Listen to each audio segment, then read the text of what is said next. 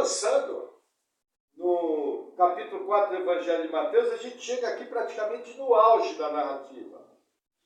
Quando Satanás tem a ousadia de pedir adoração ao Messias, ao Filho de Deus. Veja, olha que interessante. Pelo ensino bíblico, quem criou Lúcifer? Jesus. Olha a arrogância, a que ponto que chega o orgulho da criatura de Deus em queda. Satanás é permitido a ele levar Jesus, ter uma visão dos reinos do mundo, e aí ele vem tentar induzir o Messias à idolatria, que é o pecado mais grave da Escritura. Mas é a mesma coisa que muitas vezes os seres humanos gostariam de fazer em relação a Deus. Que era pedir adoração ao seu ego, pedir adoração ao seu orgulho, pedir adoração à sua importante figura. Mais ou menos hoje em dia, em algum grau, a gente não pede adoração a Deus, mas a gente pede que Deus nos sirva.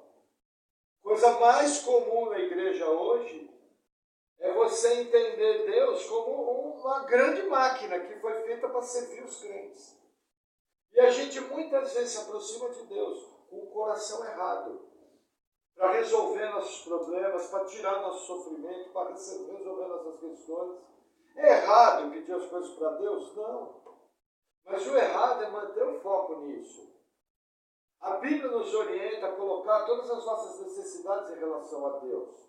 Mas uma vez colocado, esquece. Você não entregou na mão de Deus? Você não confia que Deus é bom? Deixe ele agir. E vai tocar sua vida conforme a palavra fala. Então nós precisamos tomar muito cuidado com esse tipo de coisa. A própria igreja hoje, eu lembro que já há 20 anos atrás, na época da minha salvação, já se questionava muito isso.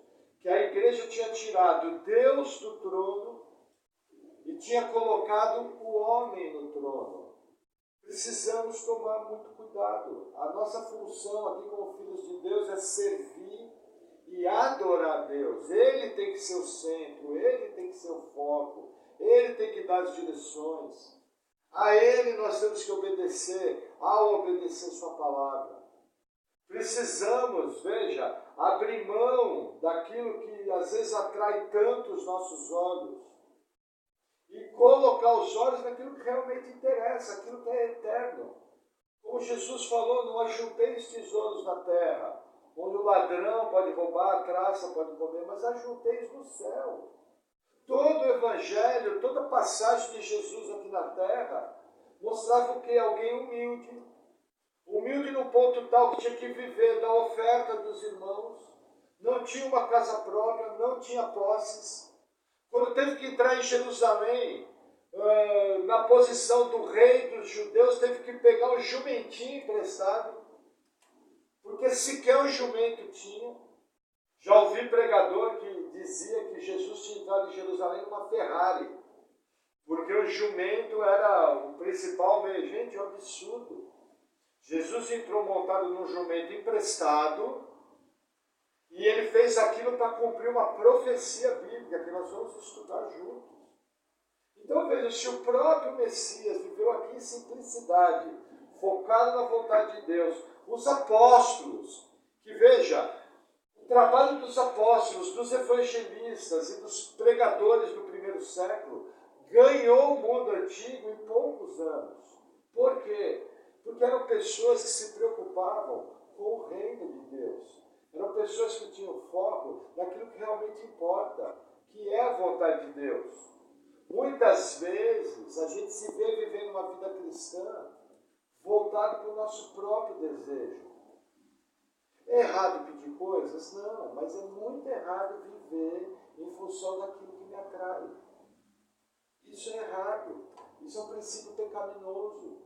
É um princípio voltado para o meu ego. É um princípio... Na verdade, o que eu estou dizendo é o seguinte: a vida que Deus escreveu para mim não está boa. Como eu já ouvi gente da TV falando, então eu tiro a caneta da mão de Deus e eu vou escrever a minha vida. E eu faço isso externando aquilo até nos meus filhos alimentação, no meu estilo de vida e naquilo que eu gasto o meu tempo. Então eu preciso tomar muito cuidado. Por quê? Veja que interessante, ó. Voltando aqui ao caso do diabo. O diabo, ele mostrou a glória dos reinos do mundo. Jesus nasceu rei. Ele não precisava de trono nenhum. Aquele bebezinho que nasceu num parto normal da irmã Maria, já nasceu rei. Assim que ele adentrou o nosso planeta, ele já era rei. Ele não precisava do diabo levar ele para nenhum lugar e prometer. Agora, olha o que o diabo faz. Aqui eu acho que entra um ensino para nós, lembrando aquela vertente da batalha espiritual envolvendo a tentação de Jesus. Veja o diabo, ele mostra só a glória dos reinos do mundo. O que ele mostra? Trazendo para hoje carro bonito, edifício bonito, roupa boa, férias boas, locais bonitos para viajar, bons restaurantes, bons empregos. Por que o diabo não mostrou a corrupção? Por que o diabo não mostrou o trabalho escravo infantil? Por que o diabo não mostrou mulheres sendo estupradas? Por que o diabo não mostrou jovens sendo assassinados brutalmente?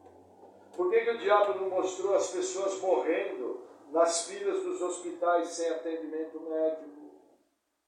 E aqui fica um ensino muito grande, porque o diabo sabe que existe dentro da nossa natureza pecaminosa uma atração pelo mundo. Então, quando ele quer despertar essa atração, ele só mostra o que é bom. Por exemplo, está vindo no meu coração, nos atrai uma carreira profissional promissora. É errado uma boa carreira profissional? Não. Mas é errado quando o foco da minha vida é isso. Por quê? Porque eu vou tirar Deus do trono e vou colocar a minha carreira profissional no trono. Ao colocar a minha carreira profissional no trono, eu vou passar a viver um estilo de vida compatível com aquilo que me interessa. Quando Deus é o primeiro, eu vou desenvolver um estilo de vida onde Deus é o primeiro. Agora, eu não vou ter mais filho, eu não vou ter mais esposa, eu não vou ter mais marido, eu não vou ter mais hora de lazer. Por quê? Porque o meu Deus é a minha carreira profissional. Por exemplo, eu lembro de um exemplo que o meu primeiro pastor falava. Às vezes a pessoa quer fazer móveis planejados na casa. É errado? Não. Se fosse Salomão, não ia ter do bom e do melhor. Não é problema. Davi morava numa boa casa. Um pastor de ovelhas que dormia no meio do mato, embaixo do sereno, Davi viveu igual rei, literalmente. Mas veja, Davi não tinha foco naquilo. Mas existem pessoas que, se não tem uma casa com móveis planejados, a vida cristã azedou. Porque Deus para ela é um supermercado. E ela não para pensar que ela está pegando os poucos anos que ela tem aqui na vida e correndo atrás do vento. Veja, Mateus 6. Buscai o reino dos céus e a sua justiça, e as demais coisas serão acrescentadas. O que as pessoas fazem? Buscai o meu reino, a minha justiça e as minhas bênçãos, e Deus, depois de acrescentar isso, será adorado. Você fala, mas irmão, eu não falo isso. Não, você não fala, mas as suas atitudes mostram que você faz isso. Na verdade, você não precisa nem falar. Fazemos o seguinte, você fica de boca fechada e me mostra através da sua vida quem é o primeiro. Me mostra através da sua vida quem realmente ocupa o trono do seu coração. Porque é muito fácil fazer isso aqui que o diabo fez. Ele só mostrou o lado bom. Ele só mostrou a glória, sabe? Prédio envidraçado, Ferrari de $500 mil, acho que é isso que custa. Talvez mais. Sabe? Só coisa boa. Mas primeiro ele estava perdendo tempo, e Jesus já era rei. Segundo, gente, o que o Apocalipse fala? Tudo vai ser moído. E virão novos céus e nova terra. Isso aqui é vento. Na verdade, daqui o que vai sobrar é a natureza restaurada. Como como era na época do Éden. Por que a natureza vai sobrar? Por causa que ela é criação de Deus. Por que o universo restaurado vai sobrar? Porque Deus criou. Gente, cidade bonita, casa bonita, prédio bonito, carro bonito, vai tudo pro vinagre. Porque é a criação do homem. E aqui vem uma pergunta bem interessante. Estava essa semana meditando a palavra. Primeira questão. Satanás, ele oferece o reino sem dor. O que Jesus veio fazer na terra? Veio ser moído na cruz do Calvário. Eu pergunto, assim que Jesus teve consciência na sua humanidade, ele sabia que ia morrer na cruz do Calvário? Sim, porque ele definiu. Juntamente com Deus Pai e Espírito Santo, foi definido lá no céu, na eternidade passada, que ele seria o cordeiro que seria imolado. Então aqui já havia se passado mais de 30 anos que Jesus tinha essa consciência. Só que o diabo, ele veio fazer uma outra coisa que ele faz conosco todos os dias. Ele veio oferecer glória, ele veio oferecer reino, ele veio oferecer poder, sem dor. O que o diabo estava prostrando para Jesus? Falando para Jesus, olha, você é rei, mas eu vou te dar um reino que você não precisa sofrer. Na verdade, o que o diabo quer nos propor é conforto, sem sacrifício, é bem-estar, sem dificuldades. O que Deus nos propõe? Uma vida completa, onde eu usufruo tanto o bem de Deus, como o mal quando ele vem. Porque eu sei que no mal, o Senhor consegue gerar propósitos que seria impossível gerar quando eu estou assando carne na churrasqueira. Como cristão, conhecendo a soberania de Deus, eu me adapto bem, tanto com a bênção de Deus, quanto com as lutas, quando vem as lutas e crises que Deus manda. E eu respondo a cada situação. Gente, cuidado. O tempo todo nos é oferecido alguma coisa que não vai exigir dedicação, que não vai exigir dor, que não vai exigir ralar as unhas. E não existe isso. Voltando aos exemplos, você quer ter uma carreira promissora? Vai ralar. Você quer ter um bom casamento? Vai ralar. Você quer educar seus filhos no caminho do Senhor? Vai ralar. Você quer ter uma família, um clã que adora o Senhor? Vai ralar. Não tem outro jeito. Não existe glória sem dor, sem dedicação, sem você dar o melhor de si. Porque é dentro dessa dedicação que Deus vai transformar você. Percebe a malandragem do diabo? O que ele ofereceu aqui? E é interessante, estudando o assunto, que eu percebi algo que eu não tinha reparado. Normalmente hoje na igreja, a igreja ensina o seguinte: o mundo é do diabo. Quem já ouviu isso? E eu acho que é uma pergunta super interessante. Realmente o mundo é do diabo? Porque veja, se o diabo estivesse falando uma mentira aqui, ó, vamos reler. Versículo 9. E disse-lhe, tudo isso te darei, se prostrado me adorares. Eu pergunto, se o diabo não tivesse poder para dar a glória dos reinos do mundo para Jesus, qual seria a resposta de Jesus para o diabo? Simplesmente ele resolveu, o diabo, você não tem nada. Isso aí que você está falando é uma mentira. Para de perder tempo. Não, Jesus me respondeu em cima do que o diabo estava propondo. Vamos esperar um pouquinho aqui. Deixa passar o carro do alto, não tem problema. A gente lembra daquelas igrejinhas simples do interior. Passa carro de ovo, passa a carroça com chicote de tampinha. Vocês não sabem o que é isso, o João sabe. Aquelas carroças com chicote de tampinha. Então o que acontece? Realmente foi uma tentação. O que o diabo propôs foi verdade, senão não seria uma tentação. Mas a pergunta que eu quero conversar com vocês essa manhã, quero orientar a igreja. realmente o mundo pertence ao diabo? Vamos fazer uso de alguns textos e vamos entender bem o que está em jogo aqui. Primeiro texto que eu quero abrir com os irmãos. Evangelho de João, capítulo 1. Vamos 3 evangelhos à frente. Porque assim, por que é importante isso? O movimento de batalha espiritual e o movimento de libertação, no qual eu fui treinado, eles colocam essa questão do mundo ser do diabo de uma maneira totalmente absoluta. Eles colocam como se fosse 100% do diabo. Eles colocam, na verdade, como se o diabo fosse bicho solto e pudesse fazer com total liberdade exatamente aquilo que ele gostaria de fazer. E para isso, inclusive, eles usam fundamentação bíblica. É isso que eu quero mostrar para vocês. Qual que é o limite?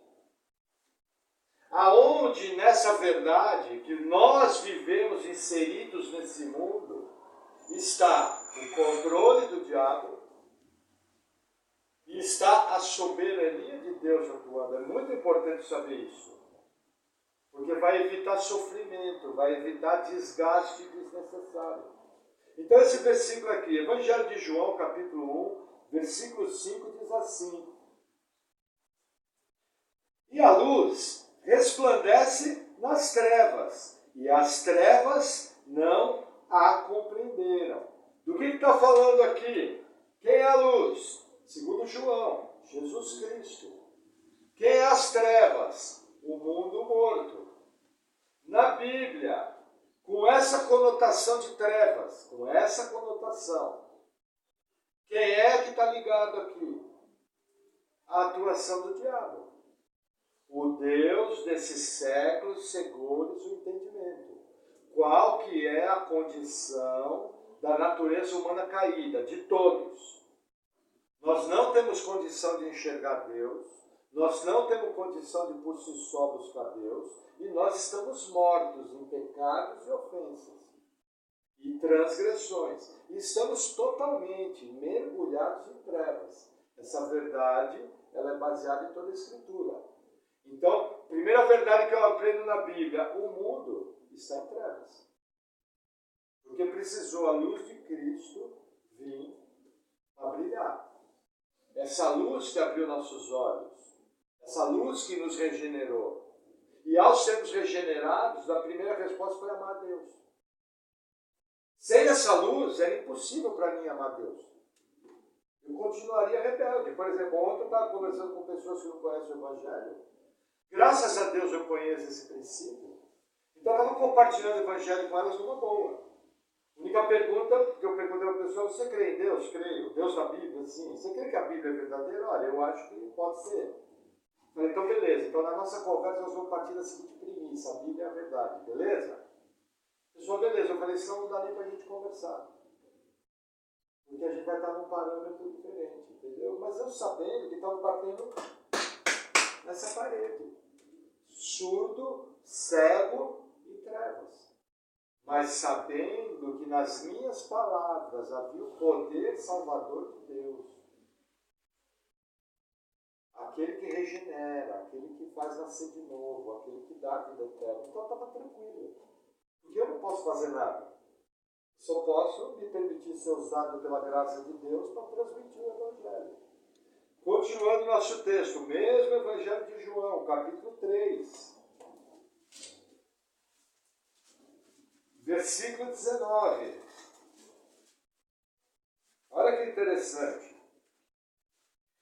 E a condenação é essa, que a luz veio ao mundo, e os homens amaram mais as trevas do que a luz, porque as suas obras eram más. Eu pergunto, a Bíblia fala que Deus é luz, que nele não habita treva alguma. Quando eu estou falando de trevas, pode haver algo de Deus nas trevas? Não. Olha que interessante, qual é a condenação do mundo? A luz veio ao mundo.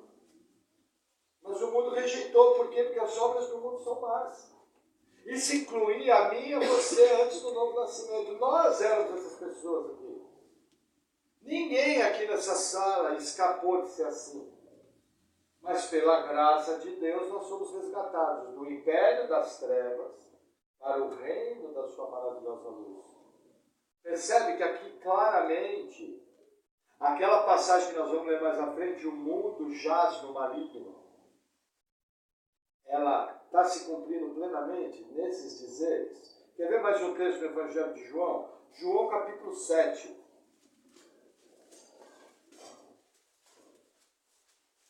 Versículo 7. Diz assim: ó,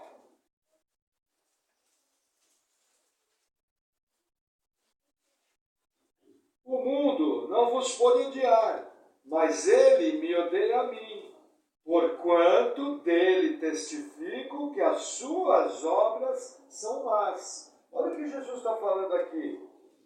Gente, a gente tem dificuldade com essa ideia. Jesus está nos ensinando que o mundo odeia ele. É isso que Jesus está ensinando. E por que o mundo odeia Jesus? Porque Jesus denuncia as más obras. Quando a luz vem, tudo aquilo que é mal, tudo aquilo que é negro, tudo aquilo que é trevas, é denunciado.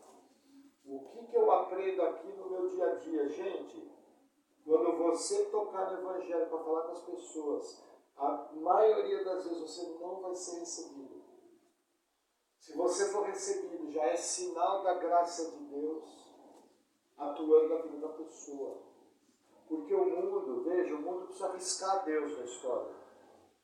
Porque se Deus existe, e a Bíblia é verdadeira, o mundo é pecador. E se o mundo é pecador, ele vai para o lago de fogo pela eternidade.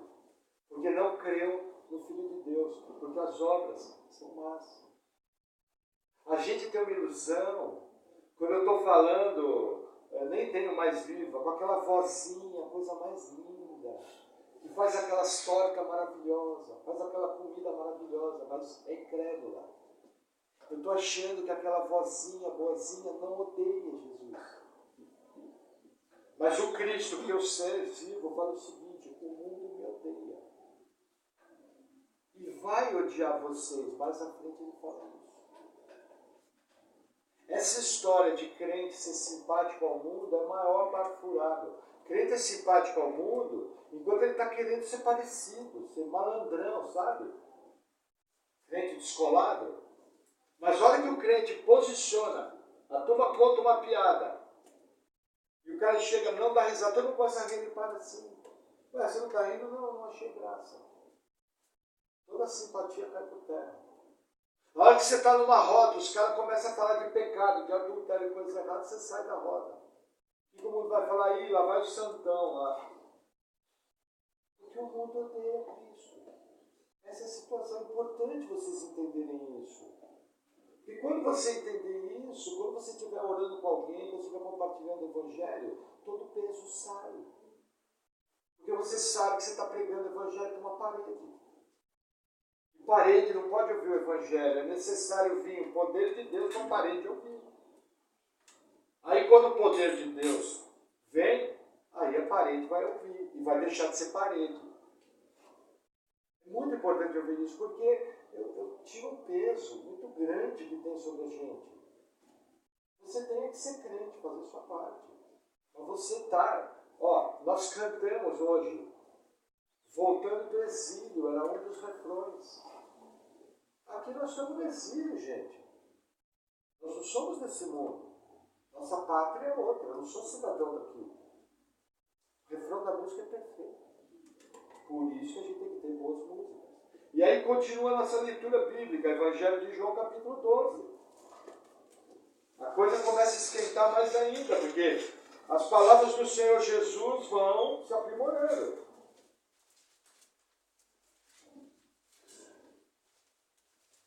Evangelho de João 12, versículo 31. Esse aqui é muito interessante. Agora é o juízo desse mundo. Ponto e vírgula. Agora será expulso o príncipe desse mundo. Olha que interessante. O que Jesus está falando aqui? Evangelho de João 12:31. O que Jesus está falando aqui? Que o mundo tem um príncipe. Satanás. Isso aqui prova que na tentação o que Satanás falou não era mentira. É uma prova. Concordam? Que é claro? Vamos ver o versículo 46.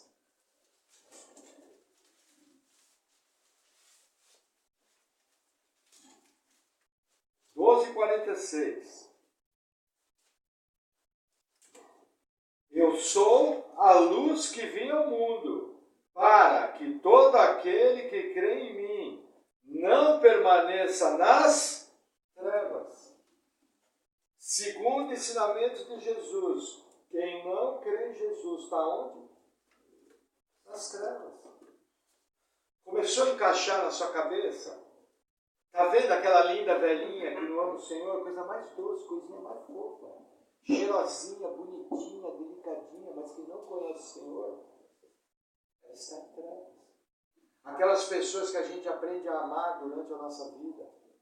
Aquelas pessoas que Deus colocou dentro da nossa vida. Para sermos nossa família, nossos amigos, nossos colegas de trabalho. Todos eles estão em trevas. Você está percebendo com o que você está mexendo? Você está mexendo com filhos do diabo que estão em trevas. A gente não fala isso de sentido pejorativo. Mas eu estou falando isso segundo uma verdade bíblica. Por quê? Porque o crente é um estrangeiro, o crente é um esquisitão que está vivendo nesse mundo. Qualquer coisa que você falar contra o sistema do mundo, eles vão olhar para a sua cara e vão te achar estranho. O crente, cheio do Espírito Santo, é estranho. Ele é esquisito, porque ele roda completamente o contrário do mundo. Percebe as verdades que Jesus falou? Muito claras. Então, até aqui, eu tive alguma coisa para dizer que o diabo não tinha razão no que ele falou? Não, até aqui eu tenho que concordar com o movimento de batalha espiritual. Correto, não vi nada demais. Mas vamos avançar mais um pouco. Esse texto, o texto preferido do irmão Maurício. Carta de Paulo aos Romanos, 2 cartas à frente, capítulo 3.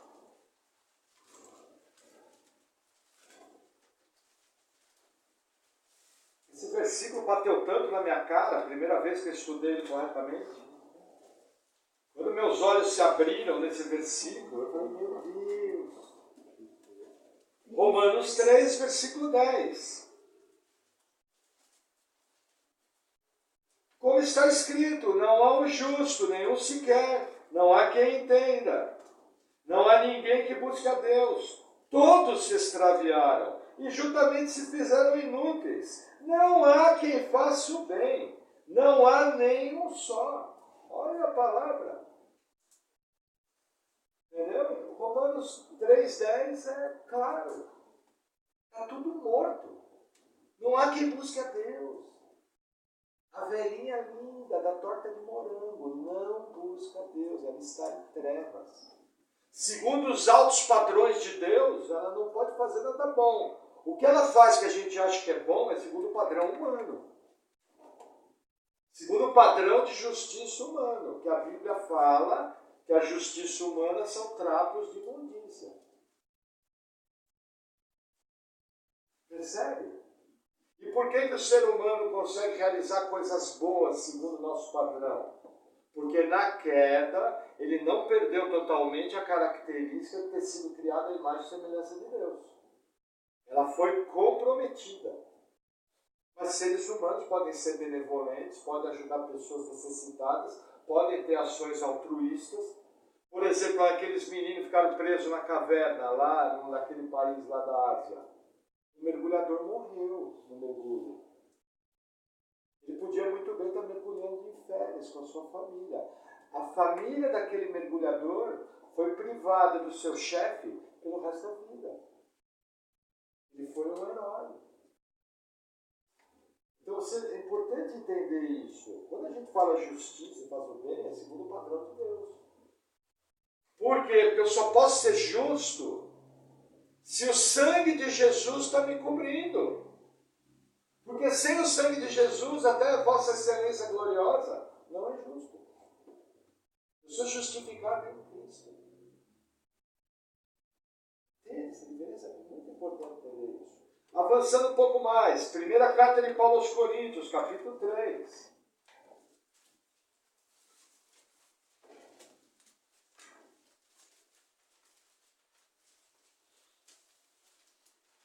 Versículo 19.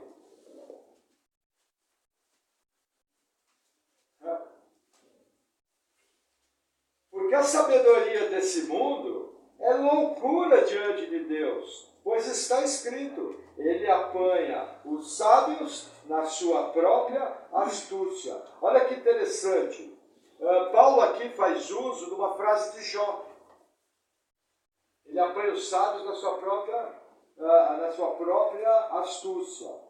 Gente, o sistema de pensar do mundo é loucura.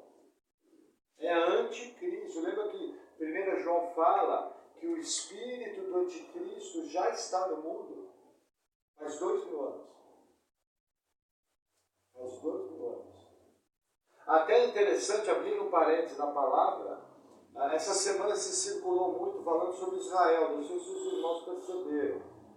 Mas na segunda-feira foi proposto um acordo de paz com Israel e os palestinos. O que acontece? Tem que ficar de olho. O que eu vou fazer de prático? Eu estou preparando uma palavra na qual, num dos cultos desse mês de fevereiro, quem quiser vir, às 8h30 da manhã, nós vamos conversar sobre esse acordo de paz entre Israel e Palestina e o que o crente tem que fazer em relação a isso de maneira prática. Por quê? Porque, segundo o entendimento do livro de Daniel, o anticristo vai estabelecer um acordo de paz na região. Esse é o grande sinal do início da tribulação. Então é importante, eu vou ensinar para vocês como conferir, como se comportar. Então já fica feito o convite. Não vou fazer o próximo domingo, porque fica muito perto. Eu quero levantar mais alguns dados. Mas provavelmente no segundo domingo, hoje é dia 1º, isso quer dizer dia 8, dia 15. Eu vou estar, a partir das 8h30 da manhã, batendo um bate-papo com a igreja aqui. Sinta-se convidado, eu acho que é uma questão importante. Esse acordo que foi proposto, ele tem algumas coisas importantes nele. Bem importantes. Amém? Vamos lá. Então, 1 Coríntios 1, vamos voltar um capítulo, versículo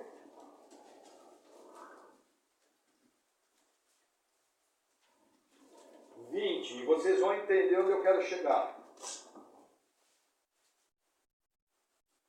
Vamos ler o 19, que encaixa com a passagem que nós lemos. Porque está escrito, destruirei a sabedoria dos sábios e aniquilarei a inteligência dos inteligentes. Onde está o sábio? Onde está o escriba? Onde está o inquiridor desse século? Porventura não tornou Deus louca a sabedoria desse mundo? Pois visto que, na sabedoria de Deus, o mundo não conheceu a Deus pela sua sabedoria, aprove a Deus salvar os crentes pela loucura da pregação. Olha aqui a coisa amplia um pouco mais. Aqui está mostrando que a maneira de pensar do mundo é anticristo. É contrária a Deus. Gente, maneira de pensar rege as nossas atitudes. Maneira de pensar rege os nossos valores. Qual que é o problema de muito crente? Ele virou filho do reino, ele foi resgatado pelo sangue de Jesus, foi salvo pela graça de Deus, mas a sua mente continua funcionando segundo a sabedoria desse século, segundo a sabedoria desse mundo. É um peixe fora d'água. Não vai funcionar nunca, porque ele está imprestável para o mundo. E com o sistema de sabedoria vinda do mundo, ele está imprestável para Deus. Essa é a realidade. Ó, aqui eu não estou falando de gente não nascida de novo. Quem não nasceu de novo não tem condição de viver a constituição do reino. Você só consegue viver a vida cristã se nasceu de novo, se o Espírito habita em você. Então esse povo que está na igreja e não nasceu de novo, você já descarta. Estou falando de pessoas salvas. A grande porcentagem das pessoas salvas no Brasil, que eu conheço hoje, estão nessa situação. Foram trazidos para o reino, mas por não responder às orientações da palavra, por viver em rebeldia à verdade da palavra de Deus, a sua forma de pensar é totalmente mundana. Não serve nem para o mundo nem para Deus. Porque vive uma vida cristã abaixo da linha da mediocridade, e para o mundo já não serve. Por quê? Porque ele tem uma nova natureza, e até para pecar é difícil. O cara até consegue pecar, mas nem peca direito. Até para isso, até para fazer o errado é meia boca. Ele peca, mas peca tudo torto. Cheio de culpa, cheio de consciência, de peso na consciência, cheio de coisa errada, porque o Espírito acusa. Então é muito importante, gente, no dia a dia, eu fugir dessa mentalidade do mundo. Exemplo bem simples, clássico. Começou a discutir com a mulher. O que o mundo fala? Chuta essa velha chata e casa com uma 20 anos mais nova. Seu trouxa. O que a gente vê mais hoje? Homens de meia idade, entre 40 e 50 anos, chuta a esposa, o amor da juventude, compra um motão e vai domingo, sábado e domingo, almoçar em Morretes, em Santa Catarina, passeando de moto com a Paquita atrás. Até o momento que a sair de saúde dele por vinagre, aí ele vai conhecer a Paquita voadora. Porque a Paquita vai procurar outro trouxa para gastar o dinheiro dele. Entendeu? É o que a gente vê. Da mesma maneira que a gente vê mulheres que chegam na minha idade, chutam seus maridos e casam com homens mais novos. E fica desfilando com o ninfeto do lado. Porque é a mentalidade do mundo. Agora, você chega para um crente e vai fazer isso? Não. A Bíblia fala, ame sua esposa, ame seu marido. É loucura. Aí veio o crente conversar comigo, pastor, eu vou separar da minha mulher. Por quê? Porque a gente tem compatibilidade de gênios. Aí o pastor que é bíblico vai falar ao filho, só que é o seguinte, você pode até separar, mas não pode casar nunca mais. E se você transar com alguém, é pecado sério. Vai responder para Deus depois, perigoso Deus te recolher.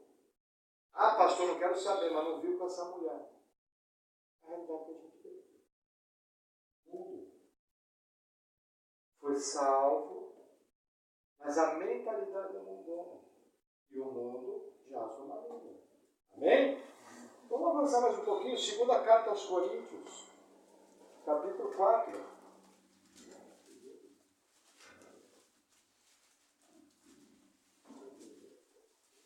Eu acho que eu peguei referência errada. Segunda carta aos Coríntios, capítulo 5.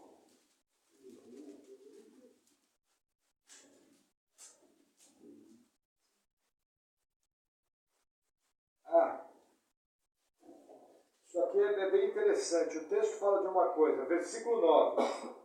Paulo falando, já por carta vos tenho escrito, que não os associeis com os fornicadores, ainda que não inteiramente com os fornicadores desse mundo, ou com os avarentos, ou com os roubadores, ou com os idólatras. Porque então vos seria necessário sair do mundo.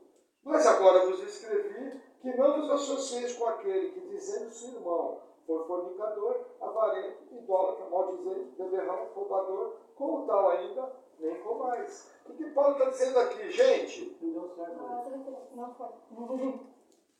Acho que é 1 Coríntios. Ah, é 1 Coríntios 5. Perdão. Desculpa.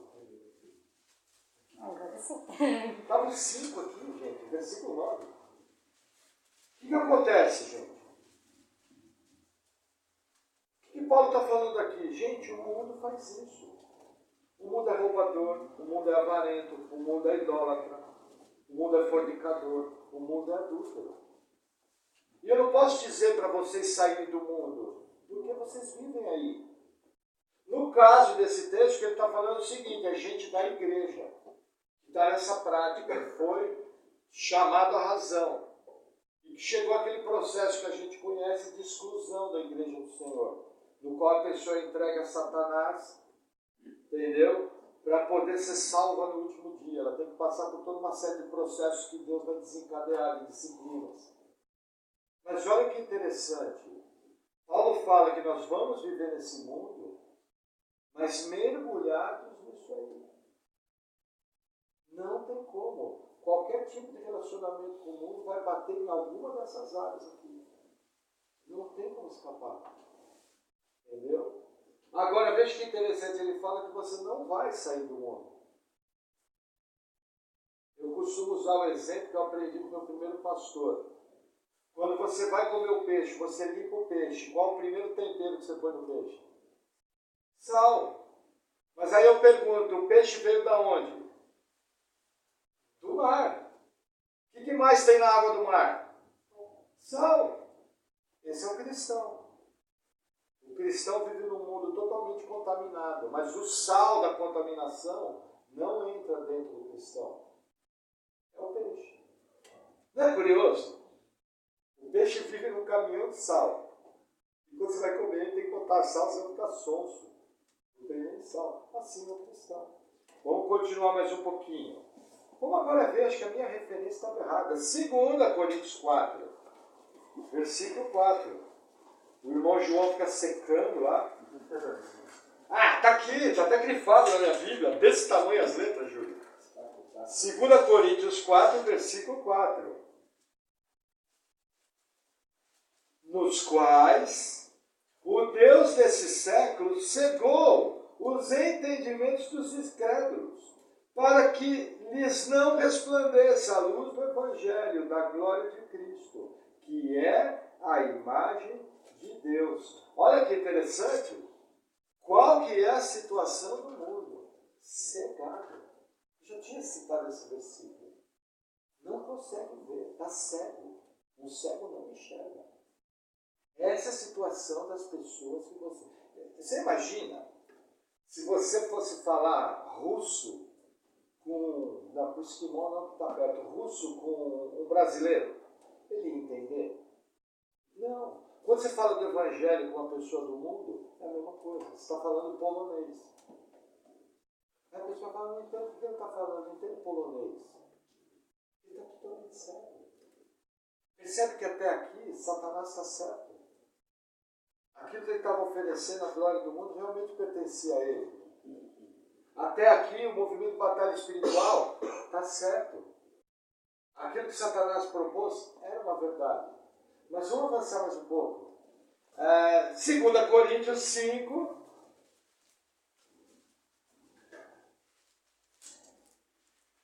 versículo 19.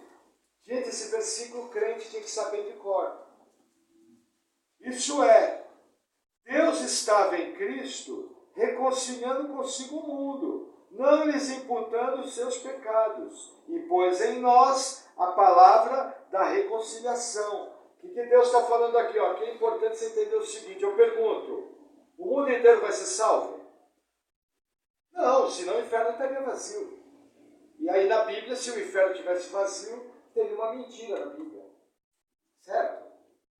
Paulo não está sabendo o que está falando aqui, ó. Deus estava em Cristo reconciliando consigo o mundo. Peraí, mas pastor, aqui parece que Paulo está falando que em Cristo o mundo foi reconciliado. Não é o que parece?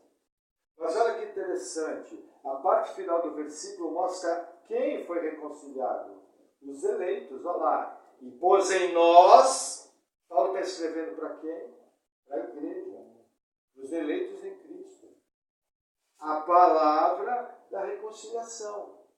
Você é nascido de novo? Está reconciliado com Deus.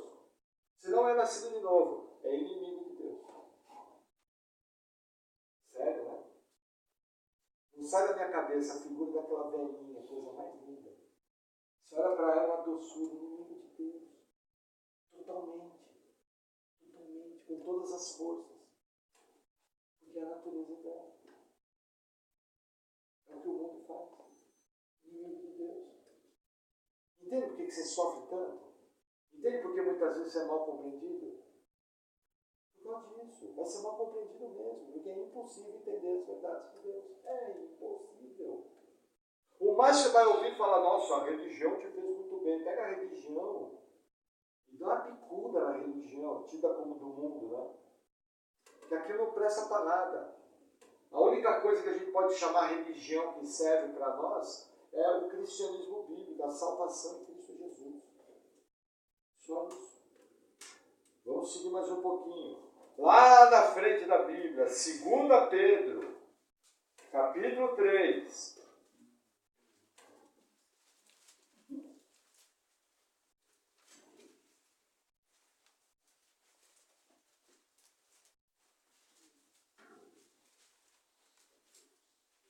Segunda Pedro 3, versículo 13.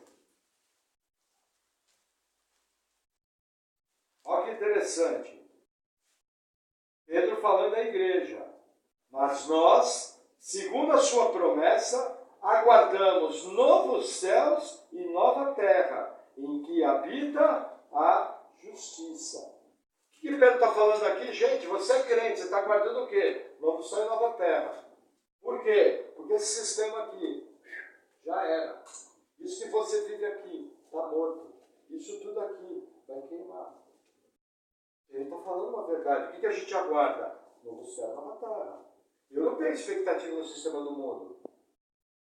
Embora eu faça algum tipo de militância política, eu sei que a militância política é impossível mudar o mundo. O máximo que a gente pode fazer é, através da graça de Deus e Deus agindo na sua soberania, é melhorar a nossa condição. Porque se Deus está estabelecendo juízo sobre a nossa nação, nem a nossa militância vai servir. O máximo que vai acontecer com a gente é que nem aquela passagem, que eu acho que está no livro de Jeremias, em que Deus fala, olha, se Moisés e Daniel estivessem aqui, nessa cidade de Jerusalém corrompida, eles iam tirar só a sua vida. Acho que é Moisés e Daniel, é Enoque e Daniel, um dos heróis da Bíblia. Porque quando Deus traz juízo sobre um povo, a única coisa que você tira é a roupa do corpo. E tem sua vida por penhor. Porque quando o juízo de Deus pesa, se segura na cadeira.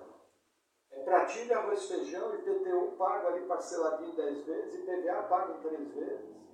Salarinho pequenininho, Deus fazendo render. E ó, estou feliz da vida, estou saindo com a roupa do corpo. Porque a mão de Deus pesa. Veja, a mão de Deus pesou tanto no Egito, que Jacó teve que mandar os filhos comprar mantimento.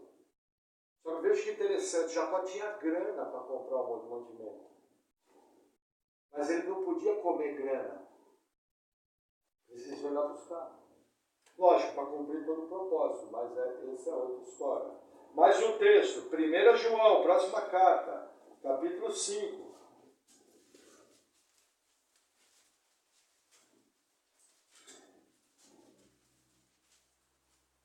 Versículo 4 diz assim: porque todo que é nascido de Deus vence o mundo. E esta é a vitória que vence o mundo, a nossa fé. Quem é que vence o mundo? Senão aquele que crê que Jesus é o Filho de Deus. Versículo 19. Sabemos que somos de Deus e que todo mundo jaz no maligno. Até aqui. Amém? Os irmãos concordam que aqui esse versículo está ensinando que o mundo jaz no maligno? Então fechou. O movimento de batalha espiritual está certo. O mundo jaz no maligno. O diabo é bicho solto. Tudo acontece de uma maneira, ó, se segura na cadeira porque a cuíca vai cantar para o seu lado. Chibata vai comer nas costas. Vamos ver realmente se é isso que a Bíblia ensina. Porque ó, eu estou vendo aqui. O mundo jaz no maligno. Não posso desmentir isso. O mundo está em trevas. O mundo é anticristo. O mundo não busca Deus. Gente, está claro na Escritura. Mas veja que interessante. Vamos correr agora um outro grupo de passagens. E vamos ver o outro lado da moeda. Vamos pegar a moeda. Eu tenho um lado aqui. O mundo jaz no maligno. Eu vou pegar essa moeda chamada mundo e vou virar ela. Vamos para o primeiro livro de Crônicas, capítulo 29. Vamos fazer diferente, que o tempo andou muito. Salmos 24, esquece Crônicas 29.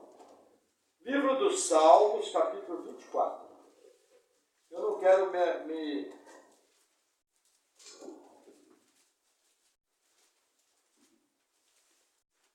virar aqui, que tá louco. Os meus salmos aqui ficou longe.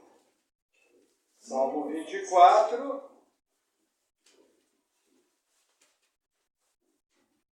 Versículo 1. Diz assim: do Senhor é a terra e a sua plenitude, o mundo e aqueles que nele habitam. Opa, peraí.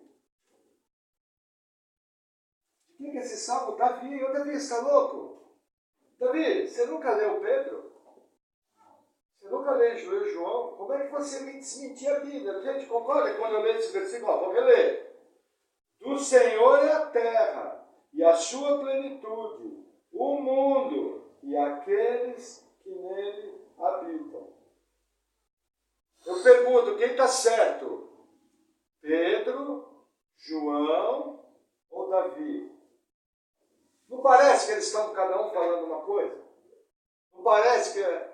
Vocês concordam que a Bíblia toda é verdade? Quem concorda que a Bíblia toda é verdade? Se você fosse ateu, você não ia pegar o Zé Crente. Eu ia pegar o Zé Crente e falar: ô Bíblia, vem cá. A Bíblia aí não fala que o mundo jaz no maligno? Fala. Não é lá o João lá que viveu 1900 anos atrás, o mundo jaz no maligno? É. E por que Davi fala que esse mundo que João fala que jaz no maligno é de Deus? Está vendo? Não dá para acreditar nessa sua Bíblia. Nem vocês se entendem, nem os escritores da Bíblia se entendem. Você não ia amassar os ateus assim? Ei, Mateus? Os crentes eu ia amassar. Se eu fosse ateu, eu ia ser um ateu convicto. Quer ver um outro salmo? Salmo 50.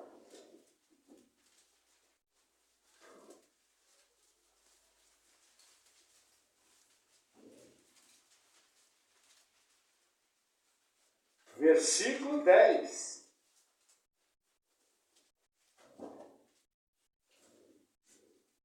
Olha que interessante. Palavras do Senhor.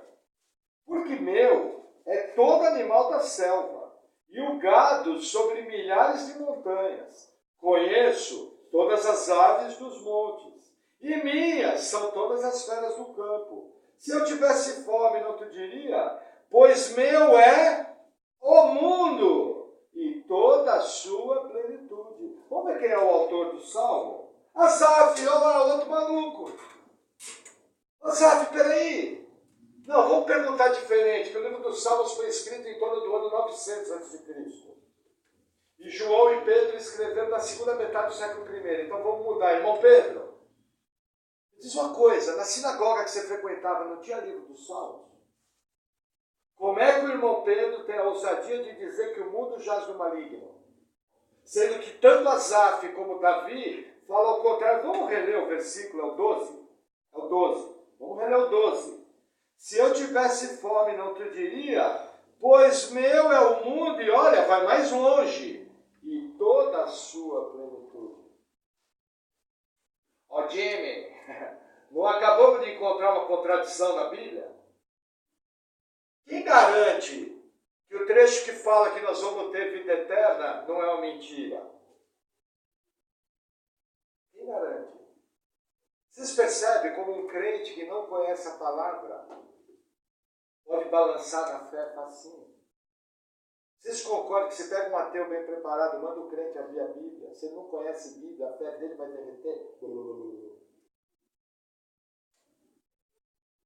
Vai ou não vai? Quer ver outro salmo? Salmo 103.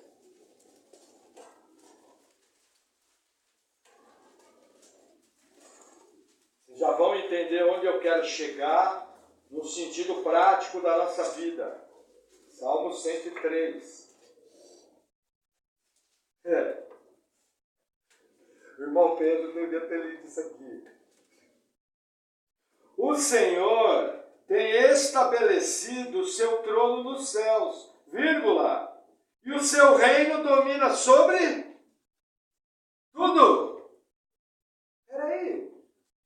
Como que o reino de Deus domina sobre tudo. E João e Pedro falam que o mundo jaz no maligno. Não parece esquisito? Não parece contrário? Vamos para mais um texto. Já vamos chegar lá. Livro de Daniel, capítulo 2. Virem aí algumas páginas da sua Bíblia. Depois do livro de Ezequiel, você vai ter Isaías, Jeremias, Ezequiel, vai chegar em Daniel.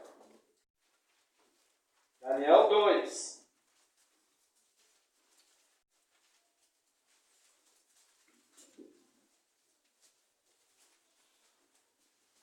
Versículo 21. Um dos meus textos preferidos da Bíblia. Vamos ler o 20. Nossa, é linda essa passagem.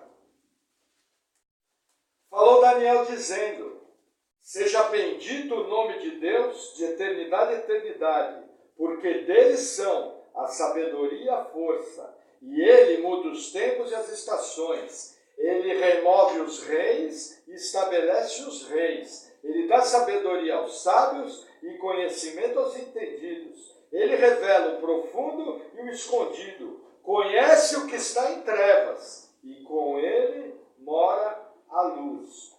Daniel 4. Vamos virar a página. Versículo 17.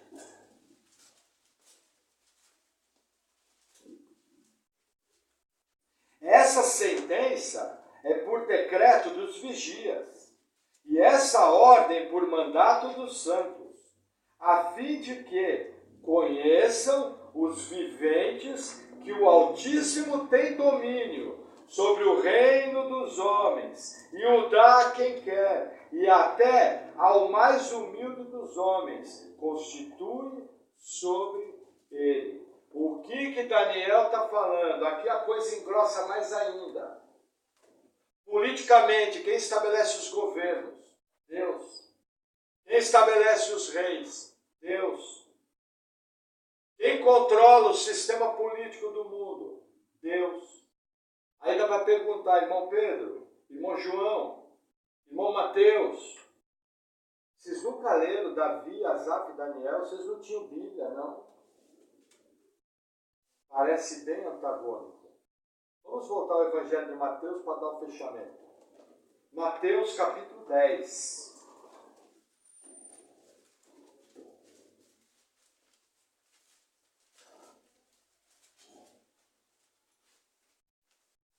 Versículo 29.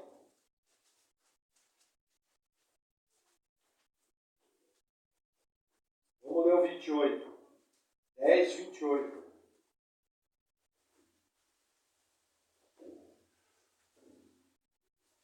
E não temais os que matam o corpo, e não podem matar a alma. Temei antes aquele que pode fazer perecer no inferno a alma e o corpo. Não se vendem 2 passarinhos por um asse, e nenhum deles cairá em terra sem a vontade de vosso Pai. E até mesmo os cabelos da vossa cabeça estão todos contados. Não temais, pois, mais valeis vós do que muitos passarinhos. Portanto, qualquer que me confessar diante dos homens, eu confessarei diante de meu Pai, que está nos céus. Até aqui. Olha que interessante. Jesus vai mais longe. Tudo que acontece nesse mundo está 100% no controle de Deus.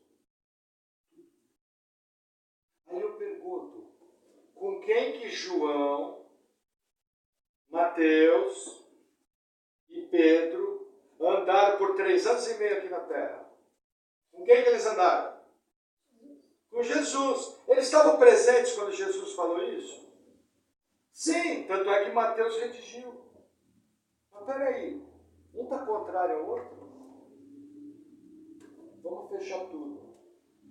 Gente, o que a Bíblia está falando?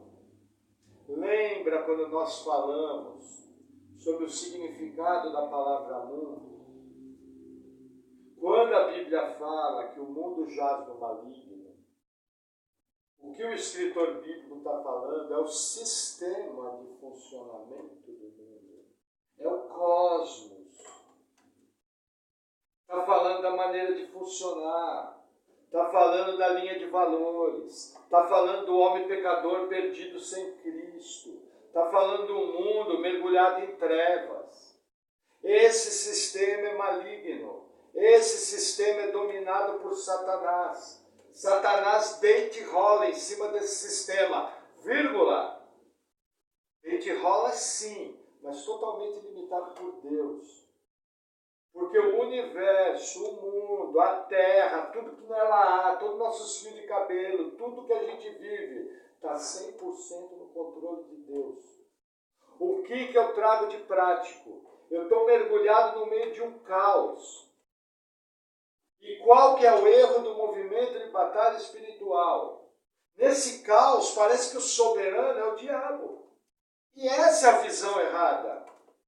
Não existe problema nenhum de eu entender que o mundo jaz do maligno. Não existe problema nenhum de eu entender que o que o diabo ofereceu ali, que era a glória do sistema corrupto, do sistema anticristo, era verdadeiro. Ele ofereceu algo real. Mas qual é o ponto que eu quero chegar aqui para mim? É o principal ensino disso aqui. Que é a principal coisa que eu tenho que jogar na cara do diabo nas minhas orações. Diabo, é o seguinte, eu sou filho do rei. Aliás, eu sou filho do soberano, irmão do rei. Eu fui resgatado, eu sou nova criatura em Cristo, eu nem daqui sou. Diabo, você não pode nem tocar em mim, porque aqui está morto. Você não pode tocar em coisa morta. Para você tocar na minha vida, você tem que passar pelo trono de Deus. Para você tocar no meu filho, você tem que passar pelo trono de Deus. Para você fazer qualquer coisa, você precisa de autorização. Aí o que acontece? Em vez dos crentes estarem preocupados em cuidar da sua vida cristã, cuidar de obedecer a palavra de Deus, cuidar de andar certo para não sofrer uma disciplina, para não sofrer uma consequência da desobediência da palavra, o que os crentes fazem? Tiram os olhos desse ensino simples, de obediência, de consagração, de busca de santidade, e ficam supervalorizando o diabo. E aí não consegue fazer nenhum nem outro. Irmão, o diabo se levantou lá em casa, a minha mulher. Irmão, vou te falar uma coisa, o diabo nem precisa se levantar na sua casa, porque o tamanho da encrenca que você é lá no seu lar, você botou o diabo aposentado. Até ele sair demoniado de perto, porque você é uma encrenca. O maior problema da sua casa é você, o maior problema da sua casa é você, minha irmã. O maior problema do seu trabalho não é aquele seu colega ímpio, não.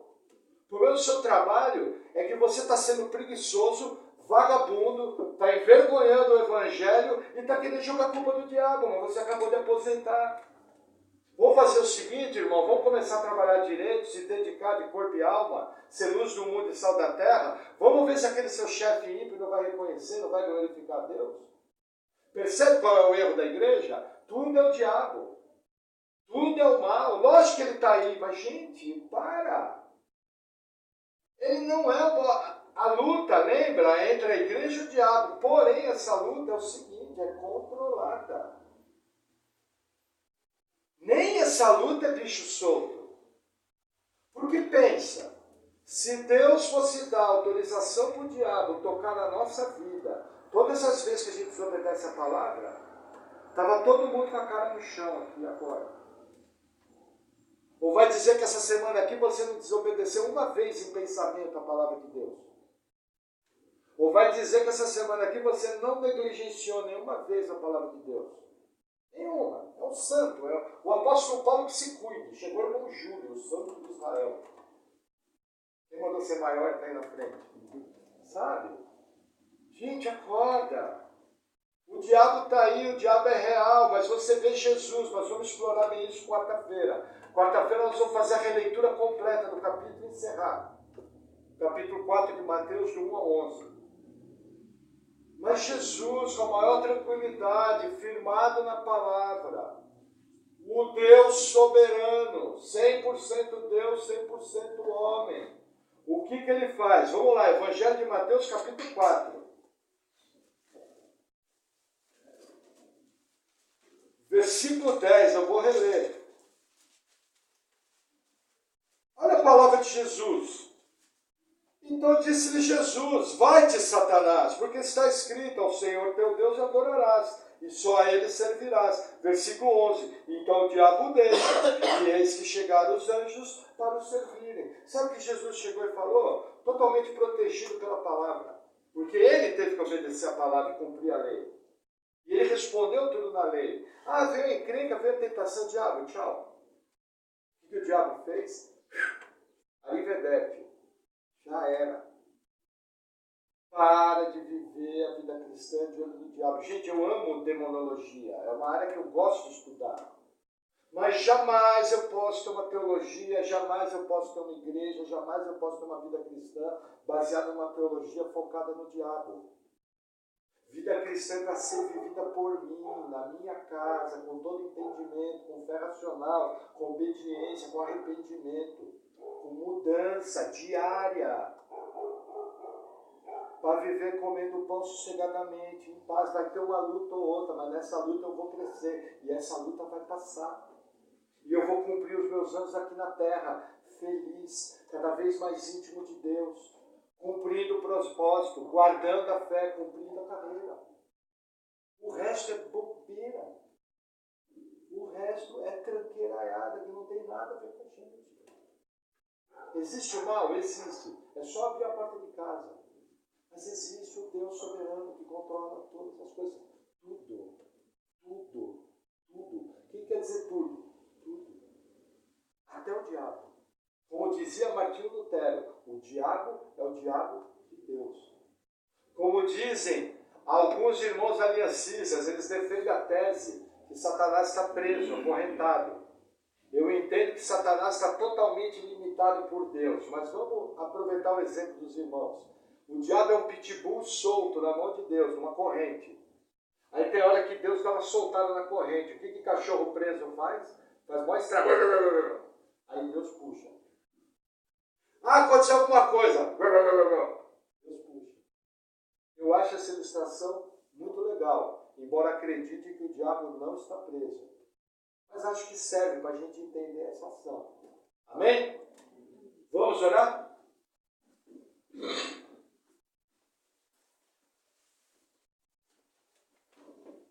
Consegui. Amém, Senhor.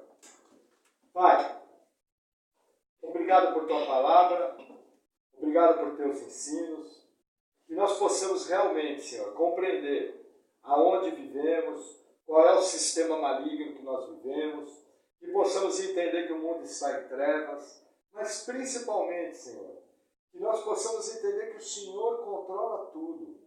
Pois Tu és o único e verdadeiro Deus, o Todo-Poderoso. Tu és o Senhor dos Senhores, Rei dos Reis, o grande El Shaddai, Senhor dos Exércitos. Senhor, que nós possamos estar nos aconchegando debaixo das Tuas asas, guardados por Ti, e que nós possamos sempre, Senhor, na nossa peregrinação aqui na terra, sermos luz do mundo e sal da terra. Senhor, que o Teu nome sempre seja glorificado na Tua obra em nós, que nós possamos viver focados em Ti, que tiremos todo o foco do diabo, mas que o Teu nome sempre seja o primeiro em nossa boca, o primeiro em nossa mente e o primeiro em nossa vida. Em nome de Jesus. Amém. Amém, irmãos.